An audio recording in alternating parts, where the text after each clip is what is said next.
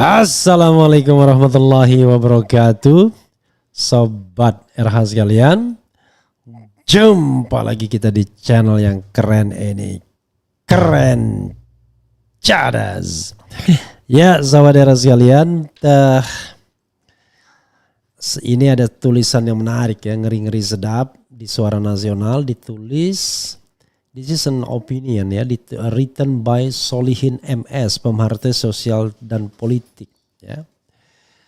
Jokowi mulai menerima karma pembalasan atas segala kejahatannya. Itu luar biasa ini tulisannya ya. Dan dia menyebut ada 4 alasan ya. Sama seperti saya ya, 5 dia di sini ya, alasan ya. Karma tersebut dalam tanda kutip sesungguhnya ya. Oke, sobat era sekalian, ini ada tulisan ngeri-ngeri sedapnya. Coba kita lihat ya. Jokowi mulai menerima karma oleh Solihin MS, pemerhati sosial dan politik. Krisis, kegagalan, pengkhianatan pendukung, power yang meredup dan keterpurukan diri mulai menghiasi kehidupan Jokowi. Jika Jokowi tidak segera bertobat, kehancuran dunia dan akhirat bakal segera terjadi. Luar biasa ya. Jokowi dari awal memerintah hanya sibuk mengurusi diri sendiri dan keluarganya. Semua janji ketika kampanye hanya lip service, sehingga begitu dia memimpin semuanya terlupa. Karena memang niatnya bukan untuk mengabdi kepada rakyat, bisa jadi semua naskah pidatonya hanya dibuatkan stafnya. Ya pasti iya ya, tetapi apakah ada internalisasi memang persoalannya. Ajaib, pencitraan Jokowi dengan tampilan sosok sederhana dengan baju kemeja putih, tangan dilipat, merakyat, masuk gorong-gorong, belusukan ke pasar-pasar rakyat dengan muka deso dan bicara teramat sederhana telah menyihir dalam kurung menipu hampir seluruh rakyat Indonesia, termasuk masyarakat terpelajar dari dunia kampus. Walaupun pada akhirnya para guru besar menyesal karena merasa telah tertipu Jokowi. Para jenderal, tokoh masyarakat dan sebagian tokoh agama. Di periode kedua pencapresannya tahun 2019, sebenarnya banyak pihak yang sudah sadar dan balik arah dengan mendukung Prabowo, tapi dengan kedunguan ambisi dan kerakusan Jokowi, akhirnya Jokowi diterkam oligarki Taipan dan dijadikan jongosnya. Luar biasa. Target harus menang dengan segala cara telah mengorbankan 890 petugas KPPS terbunuh secara misterius dan lebih dari 5.000 petugas yang sakit misterius. Saat itu KPU, Bawaslu dan MK sudah dibeli oligarki Taipan sehingga kemenangan Prabowo Sandi dirampas untuk kemenangan Jokowi Ma'ruf Amin. Tahun 2024 kekuasaan Jokowi bukan saja dikendalikan oleh para oligarki dan Cina komunis, tapi Jokowi sendiri sepertinya sudah kerasukan iblis kekuasaan, sehingga seluruh lembaga, institusi dan pejabat di bawahnya ditambah para buzzer, para diehard dan ulama su'u dikerahkan untuk memanipulasi dan memenangkan paslon 02, di mana cawapresnya putranya sendiri, Gibran, belum yakin akan bisa memenangkan paslon jagoannya. Dana bansos 500 triliun yang belum waktunya dibagikan, tapi sudah dibagikan demi memenangkan paslon 02. Ya, soal angka harus dicek lagi ya. Pilpres 2024 telah berlangsung sangat kacau dengan tingkat kecurangan yang TSM dan brutal. Kemenangan paslon 02 benar-benar hasil rekayasa dengan penyalahgunaan kekuasaan Jokowi.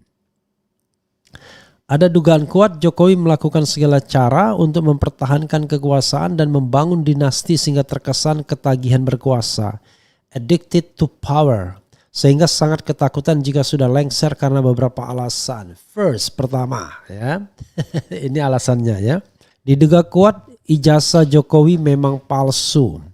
Pemalsuan ijazah menjadikan kepemimpinan Jokowi tidak sah dan bisa dipidana. Selama berkuasa, Jokowi bisa memanipulasi hukum dan mengandalkan penegak hukum dan mengendalikan penegak hukum, sehingga selama berkuasa bakal aman. Bagaimana nasib setelah lengser? Jeruji besi telah menantinya. Luar biasa nih orang. Kedua, kasus kecurangan pemilu 2019-2024. Bukti-bukti kecurangan pilpres sudah sangat banyak. Tinggal menunggu penegak hukum yang berani dan jujur. Maka kecurangan pemilu bakal diproses secara adil dan transparan. Yakin bisa diproses ya. Kalau penguasa yang baru adalah bagian dari kecurangan itu bagaimana caranya? Bagaimana caranya memproses atau penguasa baru mengorbankan Jokowi? Jangan lupa putranya masih menjadi wakil presiden. Ketiga, kasus tewasnya 6 laskar FPI secara biadab bakal diusut lagi. Diduga penyiksaan 6 laskar FPI secara biadab melibatkan pimpinan dan aparat TNI, Polri, bahkan tidak menutup kemungkinan ada keterlibatan Jokowi. IBHRS telah bersumpah akan mengejar pelaku dan aktor intelektual pelaku pembantaian 6 laskar FPI tersebut. Di dunia akan dikejar sampai lubang semut, di akhirat akan menuntut keadilan bagi mereka. Keempat, kasus pembunuhan para ulama dan ustadz. Diduga kematian para ulama dan ustadz seperti Syekh Jabir, Tengku Zulkarnain, Ustadz Mahir At-Twalibi, dan lain-lain ada unsur kesengajaan yang bisa dibuka lagi kasusnya jika Jokowi sudah lengser. Kelima, kasus korupsi yang melibatkan Jokowi, Gibran, Kaisang, dan keluarganya yang sekarang masih tidak tersentuh bisa diproses hukum. Saat ini semua lembaga penegak hukum telah jadi alat kekuasaan, hanya membidik musuh politik Jokowi dan tidak pernah memproses keluarga Jokowi, kroninya, dan para pendukungnya. Jika Jokowi lengser bisa diajukan ke pengadilan dan yang hakimnya punya jiwa profesional, jujur, dan berintegritas. Ya.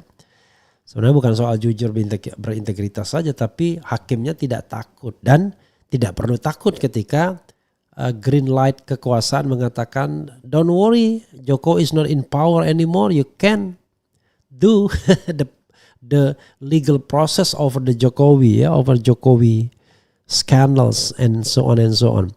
Faisal Assegaf dan kawan-kawan telah bertekad menjebloskan Jokowi ke penjara. Sepandai-pandai tupai melompat, tapi pasti bakal terjatuh juga. Sehebat-hebatnya Jokowi membuat tipu daya Allah pasti lebih baik dan berlaku. Jokowi pasti bakal tersandung dan menemui karmanya. Kini Jokowi mulai menuai badai dari kejahatan politik yang selama 10 tahun tidak henti-hentinya menggoreskan berbagai kejahatan. Bandung 12 Zulhijjah 1445 Hijriah. Luar biasa ya. Ya sahabat sekalian, sekali lagi ya.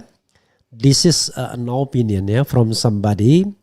Tetapi memang saya berkali-kali mengatakan ada kekhawatiran Jokowi ketika dia step down ya, ketika dia mengakhiri ya jabatannya sebagai presiden. Apa itu? Kalau saya mengatakan, kalau dia spesifik kasusnya ya, kalau saya tidak spesifik, saya mengatakan 4 hal ini menjadi pertimbangan. Satu, soal pelanggaran HAM, hak asasi manusia ya, yang bisa dituntut termasuk KM 50, Kanjuruhan, kasus Munir dan lain sebagainya ya. Terutama KM 50 dan ini diduga melibatkan inner circle dan paling tidak ya crime by omission, pembiaran. Dan yang kedua adalah soal KKN-nya. Ya, soal KKN terutama yang melibatkan keluarga yang pernah diadukan oleh Ubaidillah Badrun sebagai contoh. Dan ini kemudian muncul lagi ya dari Faisal Basri soal nikel dan lain sebagainya. Yang konon juga melibatkan keluarga. Yang berikutnya adalah soal yang terkait dengan dynasty politik, political dynasty. Jokowi pengen memastikan ya bahwa dinasti politiknya itu tidak layu sebelum berkembang. For the time being ya, alih-alih dia mendapatkan karma sebagaimana yang dikatakan oleh penulis ini, justru Jokowi masih memenangkan pertarungan dalam Pilpres kemarin.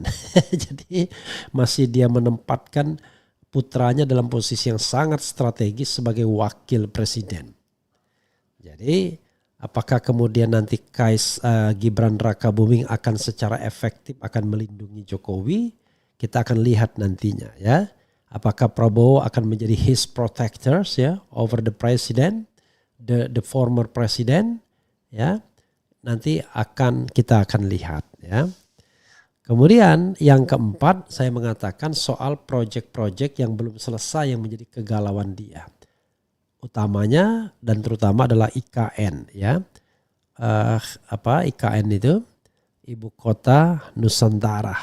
Jangan dibilang yang lain ya. Ketika ada seorang bule mengatakan yang lain, ya bule tersebut konon langsung ditangkap ya. Itu saja sobat era sekalian. Wassalamualaikum warahmatullahi wabarakatuh. Keren cadas.